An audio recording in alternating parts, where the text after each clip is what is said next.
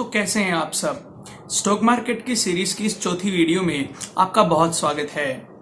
आज की इस वीडियो में हम जानेंगे कि कैसे एक शेयर का प्राइस तय होता है, कैसे एक स्टॉक का प्राइस मार्केट में ऊपर नीचे होता है और क्या वो सभी फैक्टर्स हैं जो एक स्टॉक के प्राइस को अफेक्ट करते हैं।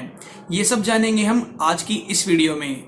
तो आज की इस वीडियो को शुरू करने से पहले मैंने कुछ वीडियोस और अपलोड की हैं। इस सीरीज को पूरा समझने के लिए आप उन वीडियोस को पहले समझें ताकि ये पूरी सीरीज आपको अच्छे से समझ आए। तो चलिए शुरुआत करते हैं आज के टॉपिक से। आज के इस टॉपिक को समझने से पहले हम एक एग्जाम्पल लेते हैं। जैसा कि आप जानते हैं कि हमारे देश में कोरोना वायरस फैला हुआ है और उस कोरोना वायरस के कारण बहुत सारी चीज़ों के दाम ऊपर नीचे हो गए हैं। कुछ ऐसी चीज़ें जैसे कि हैंड सैनिटाइजर, ग्लव्स, डिसइंफेक्टेंट्स, इन सब की डिमांड बहुत तेज़ी से बढ़ी है। और वहीं दूसरे मार्केट जैसे कि cinema hall, shopping complex, tourism, transport, इन सब की डिमांड बहुत ज़्यादा घट चुकी है और इन सब एरियाज में बहुत बड़ा नुकसान सामने आया है। ये सब हुआ है कोरोना वायरस के कारण। और मेन फैक्टर जो इसमें अफेक्ट हुए हैं वो है डिमांड और सप्लाई। तो किसी भी मार्केट के अंदर डिमांड और सप्लाई सबसे ज़्यादा इंपॉर्टेंट फैक्टर होते हैं किसी भी चीज़ के प्राइस को डिफाइन करने के लिए। तो स्टॉक मार्केट भी एक मार्केट है और यहाँ भी डिमांड और सप्लाई सबसे बड़ा इंपॉर्टेंट रोल निभाते हैं। और जैसा कि हम जानते हैं कि डिमांड और सप्लाई उनके अलावा भी बहुत सारे ऐसे फैक्टर्स होते हैं जो किसी स्टॉक के या किसी भी कमोडिटी के प्राइस डिफाइन करते हैं। अब क्योंकि डिमांड और सप्लाई से हर कमोडिटी का प्राइस तय होता है तो स्टॉक मार्केट में भी हर स्टॉक का प्राइस डिमांड और सप्लाई पर डिपेंड करता है। अब हम इतना तो समझ गए कि किसी भी कमोडिटी या स्टॉक या शेयर के प्राइस को डिफाइन करने के लिए डिमांड और सप्लाई ये दो सबसे बड़े मेन फैक्टर हैं। लेकिन इतना ही समझना काफ़ी नहीं है, हमें ये भी जानना होगा कि आखिर डिमांड और सप्लाई ऊपर नीचे क्यों होते हैं, क्यों किसी चीज़ की डिमांड ज़्यादा होती है और क्यों किसी चीज़ की डिमांड कम होती है। अब किसी चीज़ के डिमांड के ऊपर या नीचे होने के बहुत सारे कारण हैं। सब कारणों को तो मैं इस वीडियो में नहीं बता सकता, लेकिन कुछ ऐसे कारण जो स्टॉक मार्केट में अक्सर हमें दिखते हैं वो हम इस वीडियो में डिस्कस करेंगे। तो सबसे पहला फैक्टर जो किसी स्टॉक की डिमांड को बढ़ाता है वो है कंपनी की ग्रोथ। जैसा कि आप जानते हैं कि हर साल में 4 क्वार्टर होते हैं और हर क्वार्टर पर कंपनी को अपने प्रॉफिट जो है पब्लिकली शेयर करने पड़ते हैं।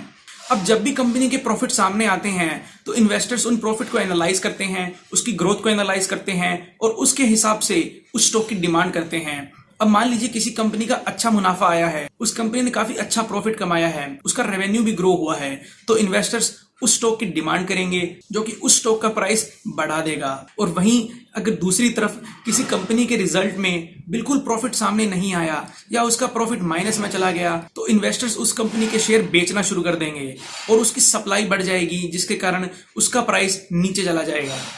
अगला एक ऐसा फैक्टर जो कि कंपनी के शेयर के प्राइस को अफेक्ट करता है वो है कि इन्वेस्टर्स कैसा फील करते हैं किसी कंपनी के बारे में। स्टॉक मार्केट केवल फैक्ट्स पर ही नहीं चलता बल्कि इमोशंस पे भी काम करता है।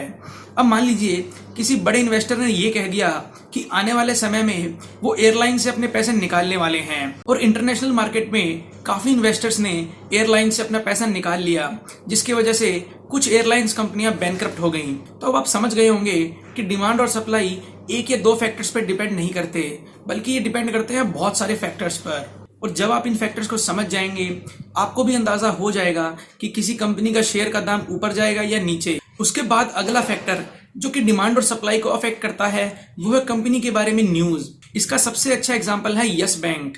यस बैंक के अगर आप चार्ट्स देखेंगे तो उसका प्राइस पिछले कुछ सालों से लगातार गिरते आ रहा था और पिछले 2-3 महीनों में उसका प्राइस 4 रुपए तक चला गया। ऐसा इसलिए हुआ क्योंकि कंपनी की नॉन परफॉर्मिंग एसेट्स बढ़ गए थे जिसके कारण उन्हें बिल्कुल प्रॉफिट्स नहीं हुए और कंपनी लॉस में चली गई।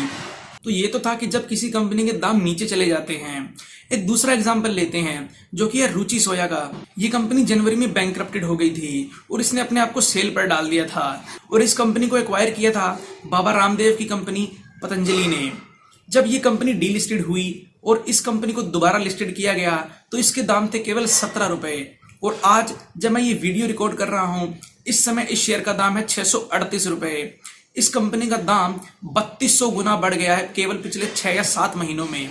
ऐसा इसलिए हुआ क्योंकि पतंजलि कंपनी ने इसका डेट बहुत अच्छे से मैनेज किया, इसमें नई कैपिटल डाली और इस कंपनी का मार्केट कैप झट से ऊपर चला गया।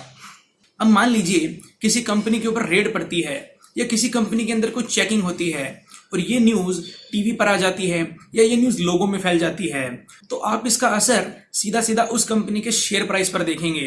अगर वो न्यूज़ पॉजिटिव होगी तो उस कंपनी का शेयर का प्राइस ऊपर जाएगा, और अगर वो न्यूज़ नेगेटिव होगी तो उस शेयर का प्राइस नीचे चला जाएगा। अब अगर आप स्टॉक मार्केट पर एक नज़र डालेंगे और अगर आप देखेंगे कि जो आंकड़े 3 से 4 महीने पहले थे और जो आंकड़े आज हैं, उनमें एक बहुत बड़ा गैप है। ऐसा हुआ सिर्फ और सिर्फ कोरोना वायरस के कारण। और कुछ कंपनियां ऐसी भी हैं जिन्होंने बहुत मुनाफा कमाया है, जैसे कि FMCG companies, daily use products, online educations. इन सभी कंपनियों ने बहुत सारा मुनाफा कमाया है। इंटरनेशनल लेवल पर बात करें तो अमेजोन के मालिक जेफ बेजोस ने कोरोना वायरस के कारण $38 बिलियन कमाए हैं, और वहीं लग्जरी कंपनी लुइस विटॉन के मालिक ने इतना ही अमाउंट कोरोना वायरस के कारण खो दिया, क्योंकि उनके सभी स्टोर्स कोरोना वायरस के कारण बंद पड़े थे, जिसकी वजह से बिल्कुल भी सेल नहीं हुई और उस कंपनी के शेयर के प्राइस बहुत ज़्यादा गिर गए। अब ये तो था कि किसी कंपनी के शेयर का प्राइस कैसे अफेक्ट होता है, कैसे वो ऊपर या नीचे जाता है, लेकिन क्या हर प्राइस कंपनी का सही प्राइस होता है? क्या किसी भी प्राइस पर कंपनी को खरीद लेना चाहिए? नहीं। हर कंपनी की एक इंट्रिंसिक वैल्यू होती है या एक फेयर वैल्यू होती है, और अगर आप उस फेयर वैल्यू पर उस कंपनी को खरीदेंगे तभी वो फ्यूचर में आपको अच्छी रिटर्न्स देगा। तो क्या होता है फेयर वैल्यू और क्या होता है इंट्रिंसिक वैल्यू, ये जानेंगे हम आगे आने वाली वीडियोस में। साथ ही हम जानेंगे कि कैसे ट्रेडिंग होती है, कैसे एक ट्रेड प्लेस किया जाता है, कैसे कंपनी को एनालाइज किया जाता है, और कौन सा सही समय होता है किसी शेयर को खरीदने के लिए। ये सब आगे आने वाली वीडियोस में हम जानेंगे। आज के लिए बस इतना ही। धन्यवाद।